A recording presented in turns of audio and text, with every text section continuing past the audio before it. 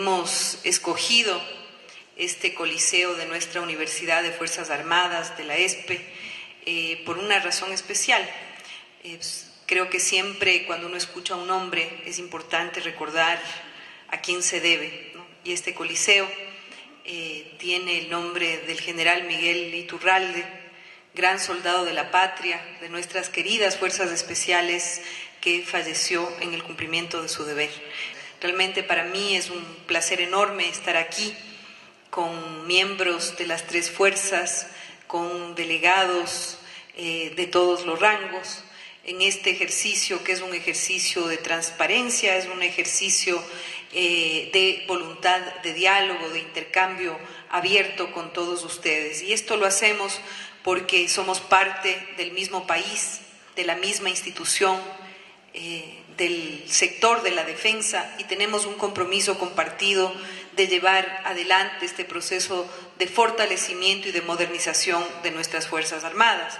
Y lo hacemos también para que ustedes puedan tener información de primera mano de cómo está avanzando la institución militar para el periodo 2014-2017.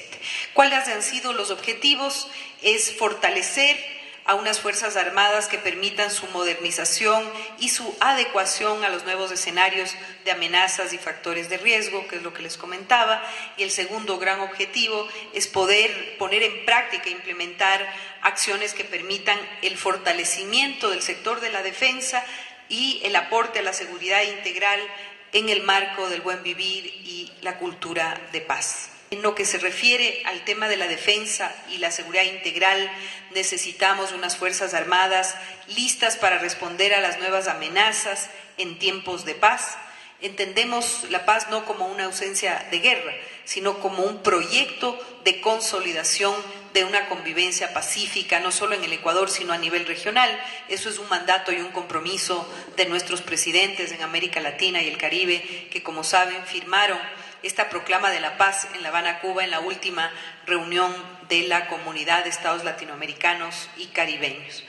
Necesitamos un personal militar bien equipado, con las mejores herramientas para cumplir con su deber, con tecnología de punta y con los medios que se requieren.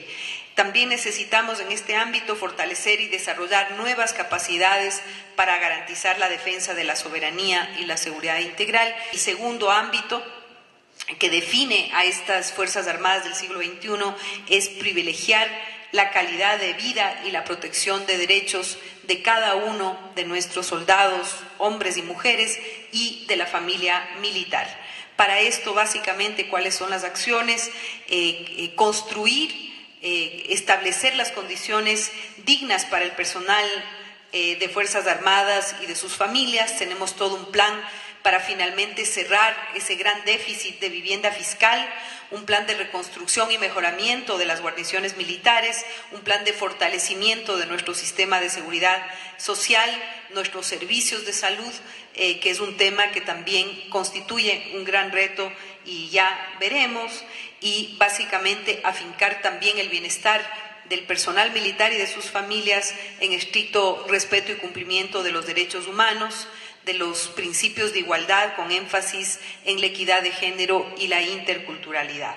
En a la defensa de nuestras soberanías y el apoyo al desarrollo, requerimos impulsar y fortalecer el desarrollo de la industria y la investigación de la defensa, aeronáutica, naval, los temas de ciberdefensa, como aporte a la soberanía del conocimiento y al cambio de matriz productiva, formación de talento humano, la capacidad de innovar, investigar y contribuir al desarrollo científico-tecnológico, y que esa ciencia y esa tecnología se apliquen a las industrias de la defensa para alimentar y contribuir al cambio de matriz productiva. Eso es un círculo virtuoso que ubica al sector de la defensa en una situación de privilegio. En lo que corresponde a la contribución a la paz regional y mundial, somos un sector de la defensa profundamente convencido de que el tema de la integración regional no es una opción, sino una necesidad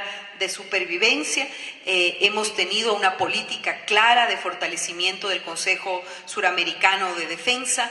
El Ecuador es uno de los proponentes de la creación de la Escuela Suramericana de Defensa y de esquemas de cooperación sur-sur para promover la cultura de paz.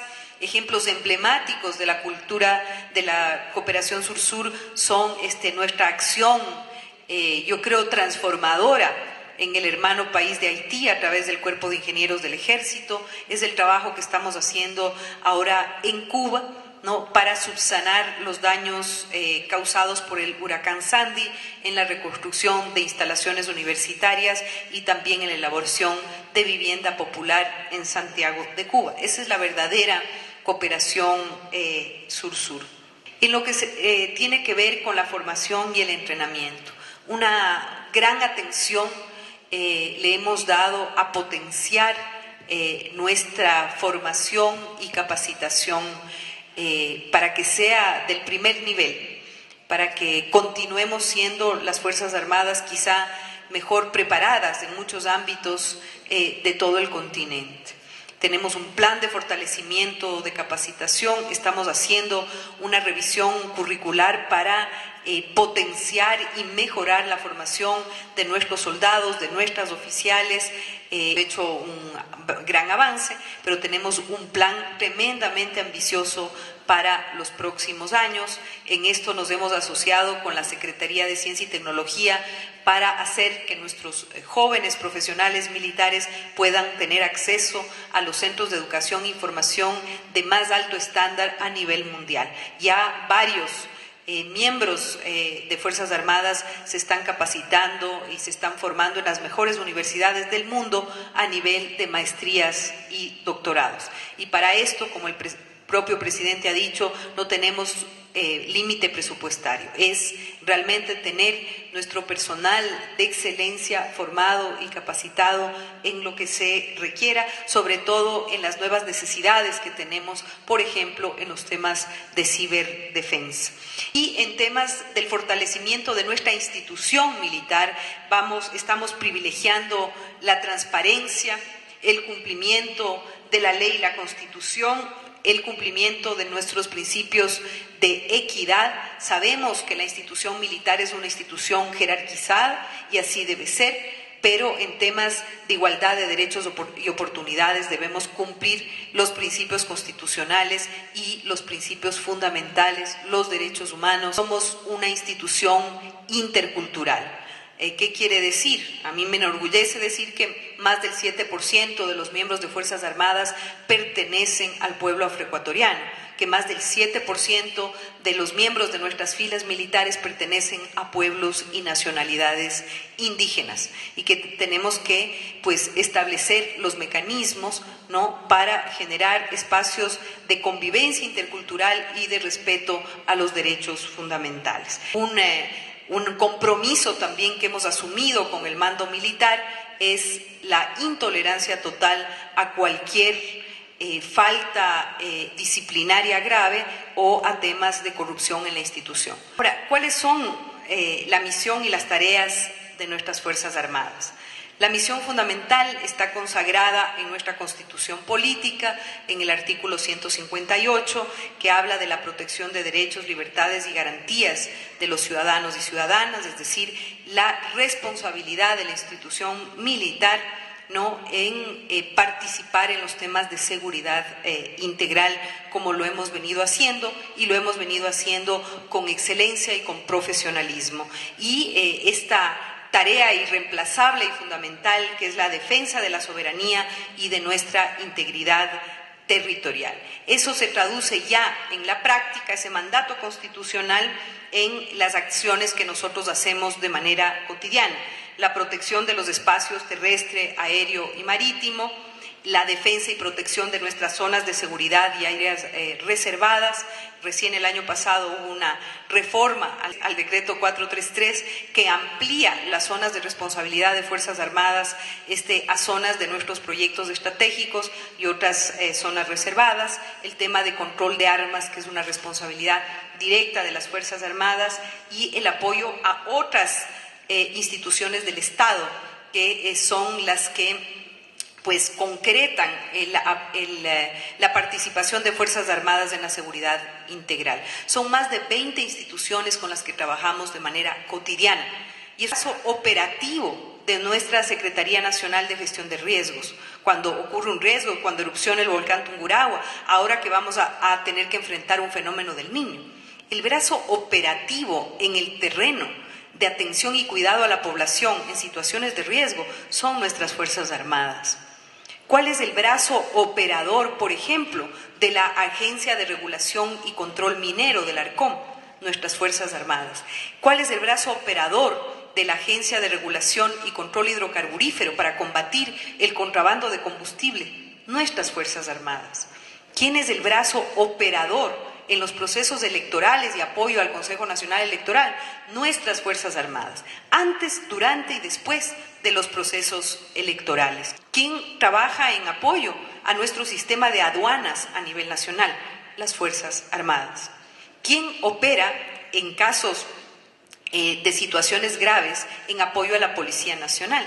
Nuestras Fuerzas Armadas. Simplemente eso por citar algunos ejemplos. Para eso tenemos un mecanismo institucional que ha sido cuidadosamente diseñado y ahora aplicado, que es el Comando Estratégico Conjunto, presidido por el jefe del Comando Conjunto de Fuerzas Armadas y el comandante general de la Policía, para coordinar acciones cuando así se requiere. Simplemente por citar algunos ejemplos, trabajamos con el Ministerio de Salud Pública, con el Ministerio de Educación, es decir, con el Ministerio del Ambiente. Yo creo que nos debe enorgullecer cómo Fuerzas Armadas contribuyen cotidianamente a nuestra soberanía ecológica. La soberanía ecológica no es el tema politizado y me parece a mí complejo de los ya asumidos, eso no es. La soberanía ecológica es defender nuestros recursos estratégicos, como lo han hecho nuestras Fuerzas Armadas, por ejemplo, en la declaratoria de emergencia para combatir la tala y el tráfico ilegal de madera en la provincia de Esmeraldas. Eso es verdaderamente contribuir a nuestra soberanía ecológica. Eso no es que ocurre en el vacío, que de manera arbitraria nosotros decimos esto vamos a hacerlo así. No, tenemos un marco legal y un marco estratégico de operación y de trabajo. Básicamente nuestra gran responsabilidad es la defensa y la seguridad integral del Estado.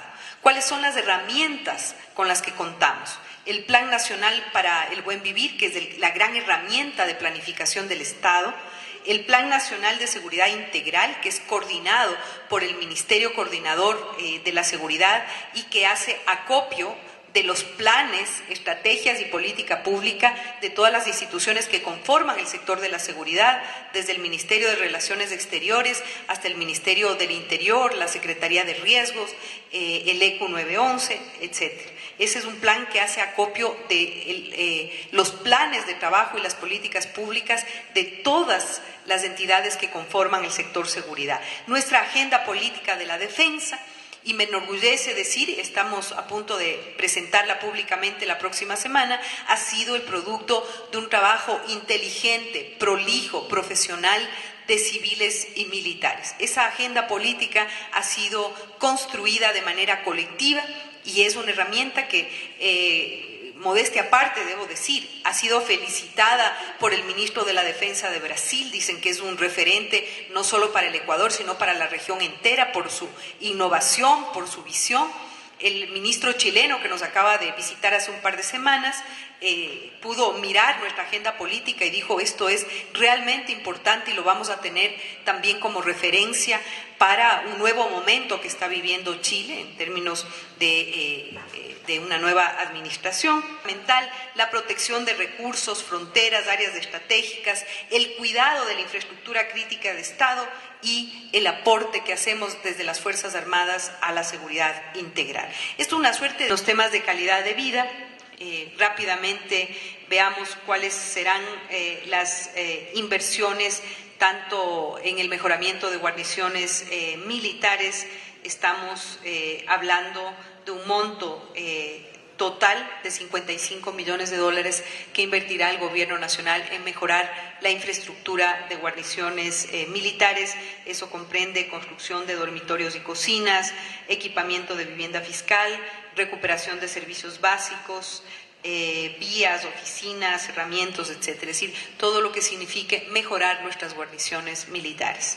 Estamos hablando de 1.700 unidades habitacionales equipadas que beneficiarán a 8.500 personas, con departamentos de 3 dormitorios, sala, comedor, cocina, etcétera, con todas las condiciones. Aquí también saben que la nueva vivienda fiscal se entrega plenamente equipada y con todos los servicios. Estamos hablando de vivienda fiscal también para personal soltero, y la inversión en vivienda fiscal será de 72 millones de dólares. Es que hay un mandato en la Constitución que le otorga al sistema de la Seguridad Social de Fuerzas Armadas un régimen especial. Es un régimen especial, además. Este sistema de la Seguridad Social de Fuerzas Armadas no es autosostenible, como en ninguna parte del mundo, es responsabilidad del Estado Nacional. Lo que hay que garantizar es un flujo completo y oportuno de los recursos que entrega el Gobierno Nacional al ISR. Buenos días con todos, con la venia de la señora ministra. Yo sí tengo 2 láminas que voy a explicar rápidamente en cuanto a concentración y despliegue de las unidades de la Fuerza Aérea. Esto ya se ha explicado igual en las unidades de la costa y en algunas dependencias de Fuerza Aérea exclusivamente. Como concentración y reorganización de las alas de combate para optimizar los recursos en el área operativa, administrativa y logística, se ha hablado, inclusive en un taller con el señor presidente, y después de lo manifestó en una sabatina, cómo quedaba la Fuerza Aérea.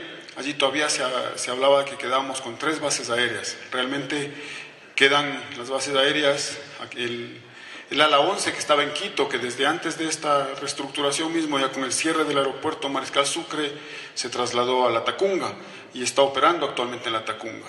Para esto se está construyendo el terminal aéreo en Tababela, o se va a construir el terminal aéreo en Tababela, donde irán a operar los aviones CASA, aviones que ya fue recibido el primer avión, son aviones de transporte con capacidad para 71 pasajeros o 28 camillas, y también sirven para salto de paracaidistas. Son 3 aviones que vienen a potenciar la misión de la Fuerza Aérea, el tema transporte de personal, para transportar a nuestras fuerzas a frontera norte o donde lo requiera, de acuerdo a las misiones que tengan que cumplir Fuerzas Armadas. Estos aviones van a operar en Tababela. Inicialmente van a operar en Manta, porque no está terminada las construcciones de allá. Los otros aviones de transporte se encuentran en La Tacunga, en la base de Cotopaxi. En cuanto a la aviación de combate, el ala de combate número 21 en Taura permanece allí con los aviones Chita. Al ala de combate 21 se va a sumar el ala 22 de rescate, que está en Guayaquil. Esto es por una necesidad operacional también y por la concentración que hay que hacerla. El aeropuerto de Guayaquil no permite una operación de las unidades aéreas militares fluida como debería ser, y más aún en la aviación de rescate, que deben salir inmediatamente, y para el entrenamiento igual. Es por esto que el ala 22 son los helicópteros, personal técnico y operativo de los helicópteros, se trasladará a la base aérea de Taura. Las instalaciones en Guayaquil continúan, la vivienda fiscal, el COAD, el COS 1, eso continúa en Guayaquil. El ala 23, que era uno de los puntos, una de las bases que había la disposición de hacer un estudio, a ver si también se trasladaba a Taura, se hizo una explicación muy clara de las necesidades estratégicas, de mantener los aviones Super Tucano, que son los que están en Manta, mantenerlos en Manta, en el ala 23. Así que con la aprobación y la aceptación del señor presidente de la República, seguirá operando el ala 23 con los aviones Super Tucano en Manta. La Escuela Militar de Aviación igual queda con el Fuerte Militar Salinas, quedaría en Salinas. Eso es en lo que corresponde a las unidades de la Fuerza Aérea.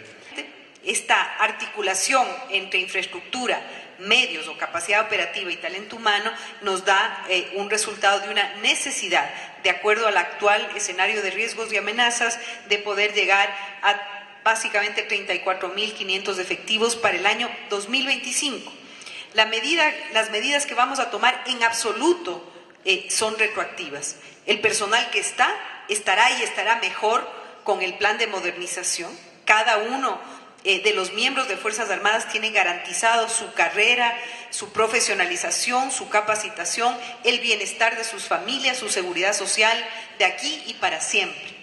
Las medidas que vamos a tomar no son retroactivas, son para el futuro. Veremos una curva de reducción en el personal con claridad solamente a partir del año 2020 y 2025. La medida que estamos tomando es simplemente una reducción al ingreso a las escuelas militares, pero es una reducción de futuro. Esto nos enorgullece muchísimo. En gasto corriente, ¿qué quiere decir el gasto corriente para el sector de la defensa? Son los sueldos, los salarios y los beneficios para los miembros de las Fuerzas Armadas y para sus familias. En eso estamos invirtiendo más del 80%. ¿Por qué? Porque nosotros privilegiamos a los seres humanos, al talento humano. Comparativamente en la región somos las Fuerzas Armadas quizá mejor remuneradas de América Latina. El incremento salarial que ha habido desde el 2007 hasta el 2014 es del 200% a los haberes militares que se recibía antes del año 2007. Eso tengamos claridad y conciencia de lo importante que ha sido en la inversión del presupuesto del Estado en el sector de la defensa. El 12% lo estamos invirtiendo en inversión. ¿Qué quiere decir? En todos los nuevos proyectos, en fortalecer nuestras capacidades operativas, en vivienda fiscal, en servicios. Pero esto es un monto tremendamente importante. Pero no solamente se trata de invertir, se trata de utilizar bien los recursos. Y de eso también nos enorgullecemos. Si ustedes ven cuál ha sido la ejecución presupuestaria el año anterior, en el año 2013. Nosotros, en total, nuestra ejecución presupuestaria ha sido del 99.30. Es decir, casi hemos hecho una utilización impecable de los recursos que le han sido asignados al sector de la defensa. Una comprensión de cuáles son esos escenarios de riesgo y amenaza a los cuales tenemos que nosotros hacerle frente con el mismo profesionalismo, con el mismo patriotismo, con el mismo compromiso de país. Cuando ustedes escogen la carrera militar lo hacen por algo, es porque básicamente tienen en su corazón una vocación de servicio, porque tienen en su corazón una vocación patriótica. Es esa vocación de servicio y esa vocación patriótica la que tiene que primar ante todo.